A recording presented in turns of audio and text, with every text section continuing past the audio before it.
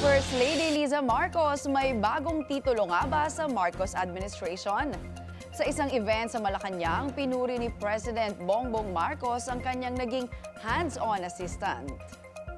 At pabirong ipinakilala ang unang ginang bilang ambassador for migrant workers matapos nitong samahan ng OWA sa ilang biyahe sa Europe para tumulong sa mga overseas Filipino.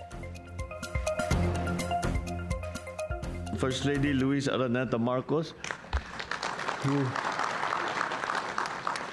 who has recently been traveling to Europe to assist with on the OWA with some of the activities that so she has become our ambassador now for migrant workers.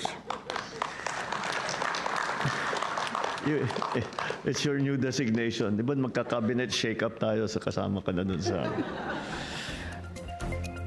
Ang birong ito ng Pangulo ay nataon naman sa nangyayaring balasahan sa kanyang gabinete.